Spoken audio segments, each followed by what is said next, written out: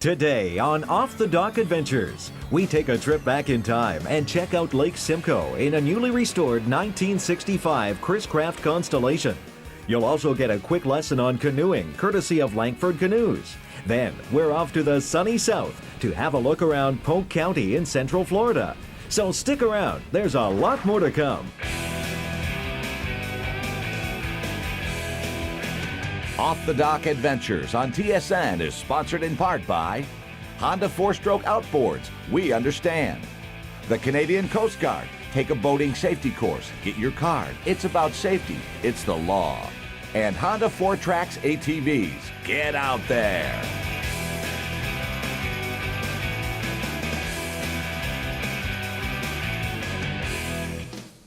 Lake Simcoe, located in southern Ontario between Georgian Bay and Lake Ontario, is part of the Trent Severn Waterway.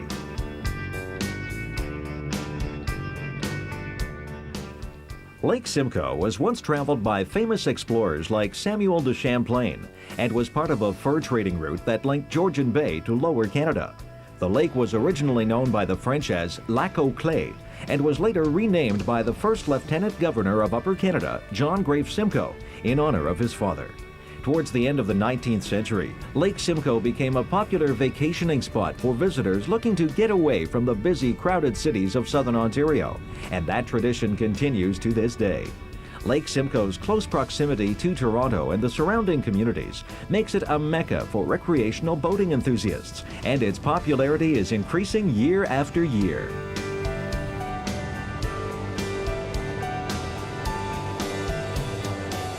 With over 750 square kilometers of water to explore, great fishing, sandy beaches, and lots of places to drop anchor and swim, Lake Simcoe has something to offer for just about everyone.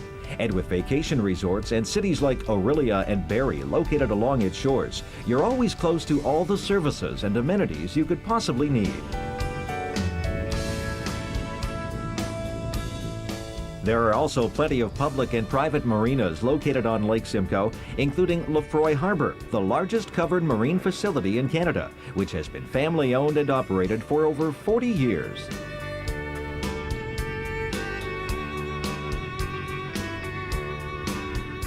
Yeah, since my time of the 20 years I've been here, I have seen people grow up, kids growing up, and now I've seen their kids starting to grow up, so the generation of going from bigger families to bigger boats has been quite evident in the last 10 to 15 years.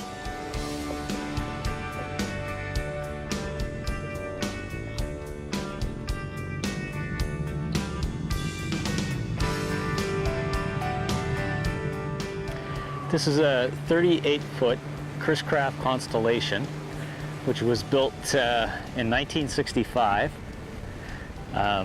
The Constellation basically meant that the hulls were mahogany, double mahogany planked. So this is the sort of the Cadillac of the era with the double mahogany planked hulls. When I was in my mid-teens, I grew up with these boats in the summertime. The style and tradition of these boats has always been appealing to me. And judging from the reaction I've been getting around the yacht clubs, it certainly has a lot of appeal to a lot of people. The appearance of large pleasure craft on Lake Simcoe has been steadily gaining momentum over the past years, but purchasing a new boat of this size and scale isn't a realistic option for many families. As a result, restoring older boats is becoming more and more popular, partly for the sense of nostalgia they invoke, but perhaps most importantly, because of the cost savings involved, particularly if you can find one that's basically sound to begin with, like Bob did with the KENDAL IV, which was restored at Crates Marine in Keswick, Ontario. What we did with this boat was completely strip the boat. It was then taken in by a professional restorer, and the paint process is called all grip. So the hull was completely done with all grip, which is basically like a fiberglass coating. The decks were then actually fiberglassed and sealed completely. And all the superstructure, the cabin, the flybridge, they were all sprayed with the all grip paint. So in effect, we have a 1965 mahogany planked wood boat, but with a somewhat of a fiberglass shell around it to protect it. It will probably last another 50 years if it's maintained properly.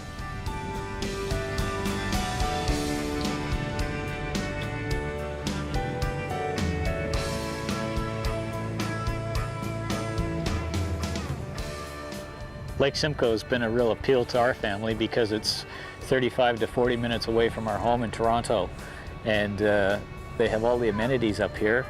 It really boils down to getting time away with the children, and the children are now becoming young adults and getting older day by day. It's very hard to get time with them. So with a boat like this, you come up to the yacht club. It's a day or a weekend out. Recreational boating is something that's going to always be in our family, and I hope my children's families too. Backwater Bill, brought to you by Shell Nautilus, environmentally considerate marine oils and cleaners. All internal combustion engines invariably cause some form of pollution. The lesser of two evils is four-stroke technology. All four-stroke outboards easily meet and exceed the 2006 EPA standards. It makes better sense to have less smoke in the air and oil in the water. This is better for the environment. Be a conscientious boater and consider the alternative.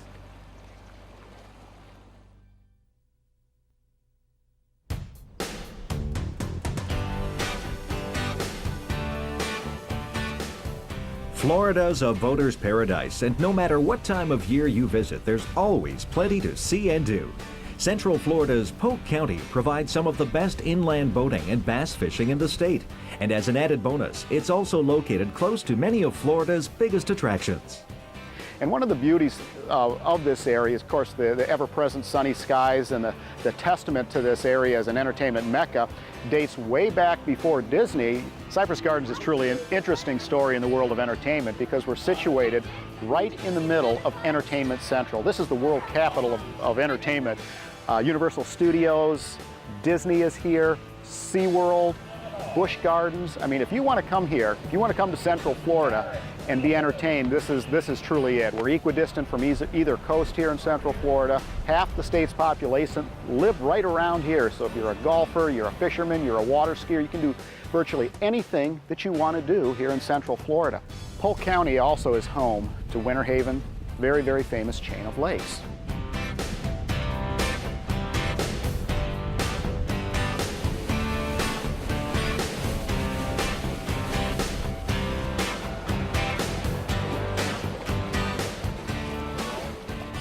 Polk County has over 600 lakes and numerous rivers, but one of the most popular destinations is the Chain of Lakes, a series of 16 freshwater lakes interconnected by canals. The Chain of Lakes provides some of the most scenic inland boating in the state, and it's a birdwatcher's paradise.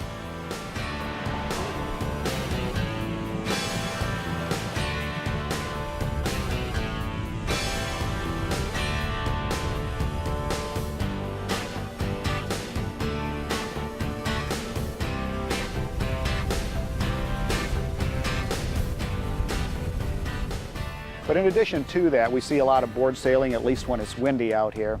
A lot of canoe and kayak. Water skiing, of course, is very, very popular. Boating and boat racing. Many UIM and APBA boat races have been held here. World championships, national championships, state championships. So this is a hotbed for water sports and not just water skiing.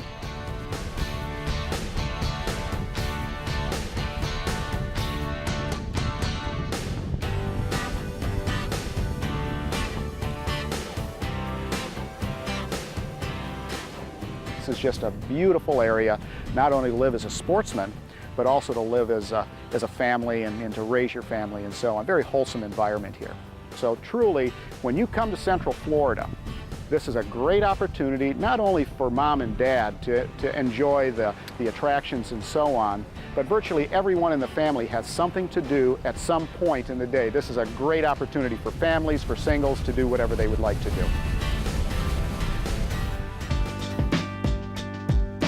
To Hull and Back, brought to you by Crates Marine of Keswick, Ontario.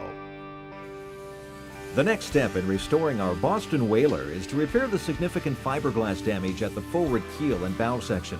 Georgian Bay granite has been hard on the hull. The weakened areas have to be ground out to ensure that the new repair will be sound. The surrounding fiberglass has been ground as well to offer a secure bond for the new material that will be laid on. A thick section of fiberglass cloth is cut to size and will be a key part of the reconstruction of this section. Fiberglass filler is used to fill the hole and offer backing support. The whole repair area is wetted with fiberglass resin and the cut section of cloth is laid into position. Ample resin is applied to ensure that the cloth will, without any void, adhere to the fiberglass below.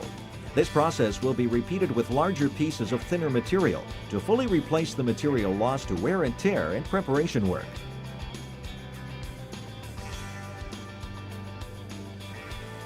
Of course, the entire hull needs to be sanded to remove the old loose and bubbled paint and to expose the other areas that require repair.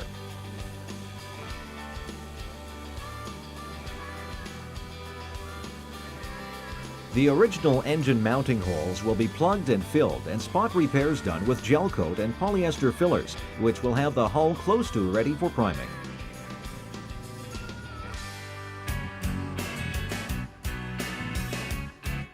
The Coast Guard Minute. Some of the most common vessels on the water today are power boats under 6 meters in length. Current legislation requires these boats carry mandatory boating safety equipment. This equipment includes personal flotation devices for each person on board, 15 meters of buoyant heaving line, a paddle or anchor, a bailing device such as a manual water pump or a bailing bucket, distress signals such as flares and or a watertight flashlight, a sound signaling device such as a horn or a whistle, navigation lights, and some vessels may even require a fire extinguisher. For more information, consult your safe boating guide.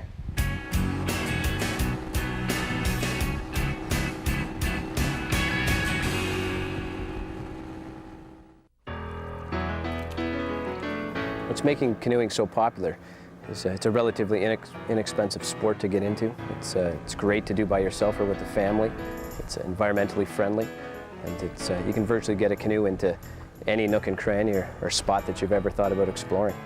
Canoes have proven very versatile over the past couple of centuries, starting with some birch bark canoes, a little bit fragile but good, easy, lightweight boats to paddle. And the Coureur de Bois and the Voyageurs used these boats to virtually discover North America. And as time's gone on, they've moved into the cedar boats and the cedar canvas-covered boats. And today there's a wide range of boats available from your inexpensive plastic and fiberglass type canoes, which tend to be a little heavy, but there's still great and user-friendly. Then you move into the lighter weight Kevlar type boats, which are very strong and lightweight. And then the newest pinnacle of technology is the very ultra lightweight carbon fiber boats, perfect for portaging and getting into those hard to reach places. Canoes are very user-friendly today, much more so than ever, but they do need to be treated with respect, and there are some basics that you do need to know.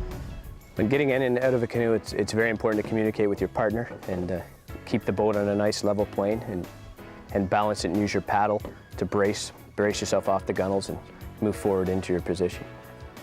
When entering a canoe from the beach, have your partner steady the canoe and move forward, keeping your center of gravity as low as possible. When paddling a canoe, it's perfectly acceptable to sit in the seats. However, if you do run into some wind or waves, it is in your best interest to lower your center of gravity and kneel, if not get as low in the canoe as possible to help keep your balance. Generally, when paddling, the person seated in the front seat or the bow seat does virtually just power strokes to propel the canoe, while the person sitting in the stern seat does most of the steering as well as a little bit of the power. When choosing a paddle for length, the general rule of thumb is in a standing position, measure the paddle from the top of your foot to anywhere between your chin and nose. The correct way to grip a paddle is one hand over top of the handle and the other hand comfortably placed down the shaft of the paddle to provide maximum paddling efficiency. There are many different types of paddling strokes, but the very most important stroke to know, if you need to know one, is the J stroke. This is the stroke that enables you to paddle the canoe and keep it going in a straight line. When doing the J stroke, it's just a normal canoe stroke. At the end, you turn the paddle in your hand, so that therefore the paddle acts as a rudder, which steers the canoe in whatever direction you want to go. As your canoe experience increases, One of the fantastic things about canoeing is their easy ability to portage, to actually pick them up and carry them into those remote, hard-to-reach areas for some neat exploration. When picking the canoe up to portage, with the gunnel that's closest to your legs, pick that up and place it on your knees with your knees bent, and from that position, reach across the canoe and hike it up and over onto your shoulders. When you do decide to go out and make that exciting purchase of a new canoe, it's important to seek out a reputable manufacturer or canoe dealer that offers a wide range of canoes depending on what your specific needs are. They'll also keep you up to date and make you aware of all the safety requirements and equipment that you do need in the canoe. It's important to take your canoe out when you initially get it and try it in some shallow water and learn its limitations before you venture out in your first trip. And after that, it's just get out and enjoy some good paddling. Dock Tips with Steve Hayward. You know, I don't think that there's anything that can beat boating for having a great experience. You know, whether you're with friends, you're with family, you're out seeing the scenery, it's a great time. But you know, what makes that a great time is not having any problems. And today what we want to talk about are some simple things that you can do yourself to minimize mechanical problems while you're out on the water. Now, if you have an inboard powered vessel or an inboard outboard, you're dealing with what's basically a marine conversion on an automotive engine. And just like with your car, when you go in for gas, you have a basic check under the hood. You need to periodically do the same with you get underneath here and have a look. You want to check the engine oil, which is fine, it's up to level, and it's clean. Now, if your vessel has a closed cooling system, which this one does, you want to visually inspect that the antifreeze is up to level. And also that it's a good color, because if it's not, it's an indicator that the anti-corrosive properties are going to be burnt out of the antifreeze. And that's why you have it on here, is for corrosion protection. Now, you want to have a good look at the hoses and the clamps, making sure that everything's tight and in position, checking for any wires that may have come loose or are chafing, because these are the simple type of things that can cause a mechanical breakdown on the water, and it's a little bit more difficult to get help out there than it is on the side of the road. Now, you want to give your belts a good visual inspection. You want to make sure that they're not cracked, that they're not too deep into the pulleys, and that they're tight enough. The alternator, if it's loose, you're going to lose your battery power and you'll be broken down. Water pump, the same thing. I mean, if you don't have water going through your engine, you're going to overheat and be let down. So you want to make sure that these are in good shape. And of course, it's always a good idea to have some spare belts with you on board at all times. You know, I'm frequently asked, what type of mechanical equipment do I travel with for those unforeseen emergency repairs? Let me show you. So, like I said, of course, I have spare belts, electrical tape, straps, and various types of solderless connectors in case I have to do a wiring repair, and pliers, spare fuel filters, some ignition parts, silicone, some spare clamps. Remember, if you don't have stainless steel screw-type clamps, they're not legal for boating. I carry a spare oil filter in case I have to do an oil change on a long trip. And of course, I have a dedicated toolkit that I leave on the boat at all times. Now, that's not to say that I don't carry extra tools as well. On a long trip, you bet I do. But that's a dedicated toolkit I leave on the boat at all times. Hey, for less than $100, you don't have to worry about leaving the dock without them. A very important point that I want to make is if you happen to have a Chrysler inboard engine, as this one is, check and make sure that it has the new style fuel pump. If not, there's the potential of a serious fuel leak if your fuel pump ruptures, which this one did. Now, if you're in doubt about this, have a certified marine mechanic have a look at it. If it needs replacing, have it replaced with a new updated pump system with a vent. You know, we've said it before, boating's a great sport. A little bit of time spent below decks is going to make sure that your time out in the water is top quality. Until next time, keep it off the dock. Ski Tips with Angela Van Zandwick, brought to you by Connolly Water Skis and Wakeboards. Now that you've determined your forward foot, you need to put the slalom ski on that foot and the other ski on your other foot, and get up behind the boat on two skis like you normally would. Now that you're up on two skis, position yourself behind the boat at approximately 25 miles per hour. The next step is transfer all your weight to the slalom ski. Gently lift your heel out of the drop ski, releasing it, and dragging your foot behind you for balance. Don't be in a hurry to put your rear foot in the back binder. Use it for balance until you get comfortable. Now that you're sure, gently slide your foot into the back binder, making sure to keep the majority of your weight on your front foot. If you find yourself becoming unstable, take your back foot out for balance. Keep practicing. I'll see you next time.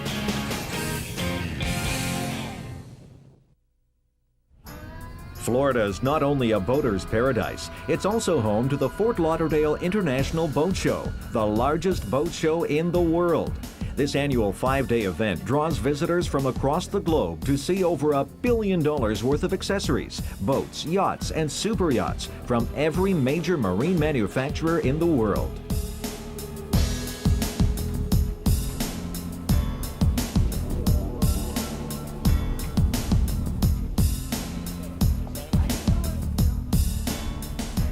This is the biggest, if not the biggest, boat show actually in the world for in-water boat show, and it's just important that we're here because we get people from all over the world come to the show.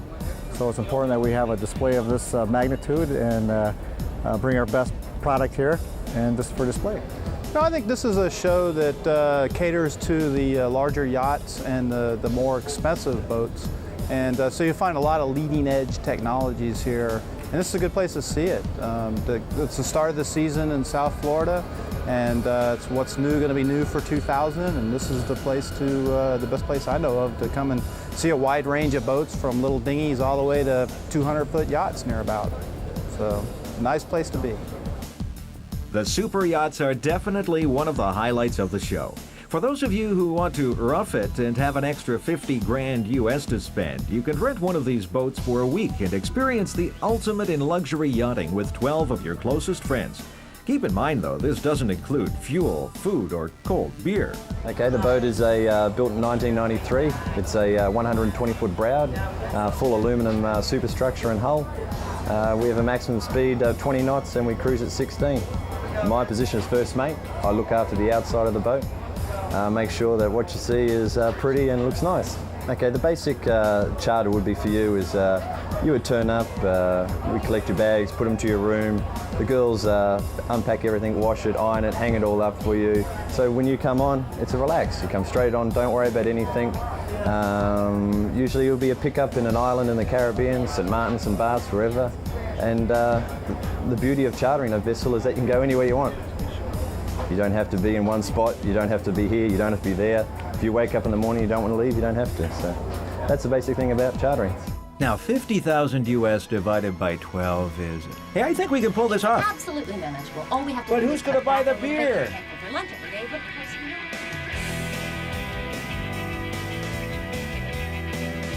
know. Off the Dock Adventures on TSN has been sponsored in part by Honda Generators, quiet, reliable, portable electric power.